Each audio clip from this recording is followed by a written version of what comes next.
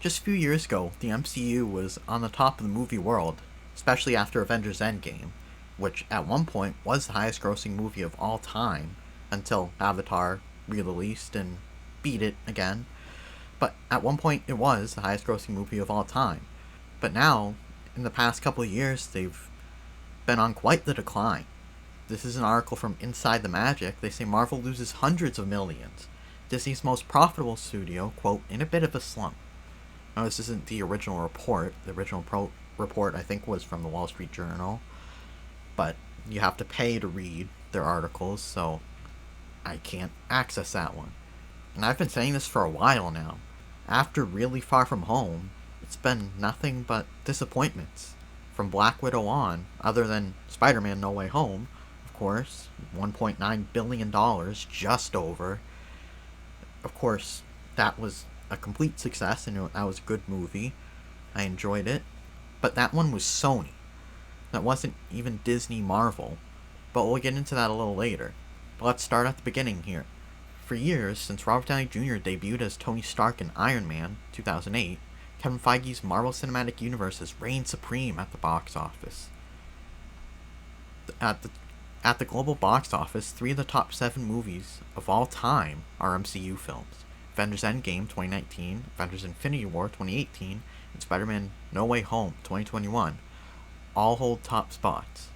But again, Spider-Man No Way Home is Sony. It is part of the MCU, but that's Sony, and I think they get 75% of that box office haul. So Marvel would only get 25% of that $1.9 billion. And now, however, it seems that Marvel Studios, Disney's most profitable movie house, might be hitting, quote, a bit of a slump. According to a new Wall Street Journal report, Feige superhero films, which still incredibly popular, it's a typo there, should be R, have lost hundreds of millions of dollars recently when compared to their earlier predecessors. Wall Street Journal notes specifically, since Disney acquired Marvel in 2009, the studio has produced 25 superhero films that have grossed a total of $25 billion worldwide, making it one of the highest earning film studios in Hollywood history. Among them are Marvel's 2019 Avengers Endgame, highest grossing movie of all time. Well, was, not anymore, that's wrong. With $2.8 billion at the global box office. Avengers Endgame, which grossed $2 billion, and 8 more that topped $1 billion each. But since the beginning of 2021, the average global box office gross of the 6 films produced by Marvel has fallen to $773.6 million, roughly half the $1.5 billion average of the previous 6 films.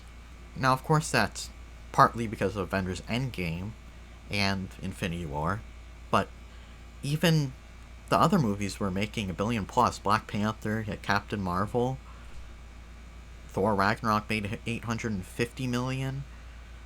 Movies were making a lot more. The outlier was Ant-Man, both of the movies, Ant-Man and the Wasp and Ant-Man. But everything else was making more than what they're making now, a lot more. The outlet also reported that Eternals, $402.3 million total gross, Shang-Chi and Legend of Ten Rings, $420.7 million, and Black Widow, $373.2 million, have stuck out as major flops, at least by the lofty standards of Marvel movies' previous box office performances. And Doctor Strange and the Multiverse of Madness did make $940 million, I think, or something close to that. But that movie should have made $1 billion easy, especially off Spider-Man No Way Home. They expected that to make over $1 billion. By their standards, that's a disappointment. Same thing with Thor: Love and Thunder. They had to expect that to make over $1 billion easy. And a lot of people in general did. Even the people that don't like the direction Marvel's going, like myself. Thor: Love and Thunder has been really disappointing at the box office. Go back up. It's at $666 million right now. See if that has been added to since I've brought this up. Nope. So $666.276 million. As you can see here, this area right here, this yellow area, is what it's projected to make based off of the opening weekend. And this yellow line is what it is doing. And it's performing under that. But before the opening weekend happened, it was expected by, like I said, a lot of people to make over $1 billion. And it's clearly not. It might just barely pass 700 million. And if you look to Thor: The Dark World, that made in total 644 million. It's not even doing that much better than Thor: The Dark World, and that is really disappointing for them. And even if you compare it to Thor: Love and Thunder, this is inflation adjusted, actuals, it is outpacing it slightly. It will make a little bit more domestically. Adjusted for inflation, at the point that Thor: Love and Thunder is at, Thor Ragnarok made 285 million versus Thor: Love and Thunder's 305 million. So it would only be 20 million ahead with inflation adjusted, and not adjusted for inflation, it would be 279 million versus, again, 305 million. So it is very close, and it really shouldn't be for it coming off Ragnarok, which was very well received. You expect the sequel to that to make a lot more, or a decent amount more, but it's really not. And internationally, it's underperforming Thor Ragnarok. International box office was 535 million, and the comparison should have just went to this. 360 million total for Thor: Love and Thunder at this point. And even if you take China out, China made 112 million for Thor Ragnarok. Thor: Love and Thunder isn't in China, so if you take that out, Thor: Love and Thunder total makes 738 million. Internationally, it would make about 423 million. So even then, it's still underperforming internationally.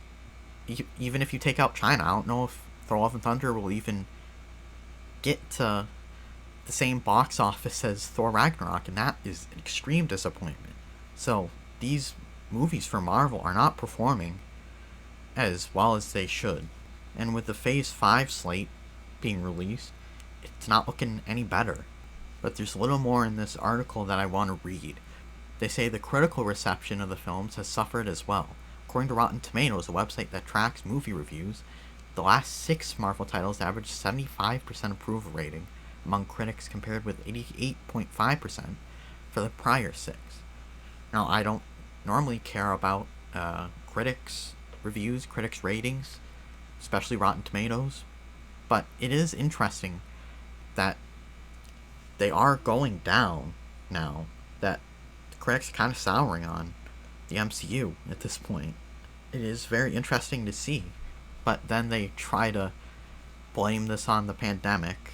They say, however, other metrics prove it is all in how you look at things, particularly in regard to the fact that pandemic culture dramatically altered how Hollywood functions. Despite the fact that Marvel has seemingly lost some ground with recent release, it is worth noting that the movie industry is still playing catch-up from COVID-19 pandemic theater closures and filming delays.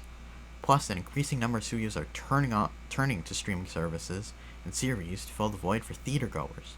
I mean, first of all, series should have no impact on how the movies do. And secondly, again, Spider-Man No Way Home made $1.9 billion. Top Gun Maverick made $1.3 billion. It's not COVID, they're just making bad movies. That's what it is. It's the if you build it, they will come mentality. If you make a good movie, people will go see it. That's why Spider-Man No Way Home and Top Gun Maverick did so well, because they were good movies. So as you can see, Phase 4 was a huge disappointment for Marvel, and Phase 5 is not looking any better. So we'll see if the Multiverse Saga, as I'm going to call it from now on, the menstrual cycle, is going to continue the trend with Phase 5 of the MCU and keep going down in numbers. Or just stay as it is, which is already disappointing enough. Well, you know what you think about this. Like the video if you liked it, subscribe if you want to see more, comment, share. I have another channel called The Thoughtful Outlaw Sports where I talk about basketball, baseball, football, and anything else sports related I'm interested in. So check that out as well, and I'll see you next time. Bye-bye.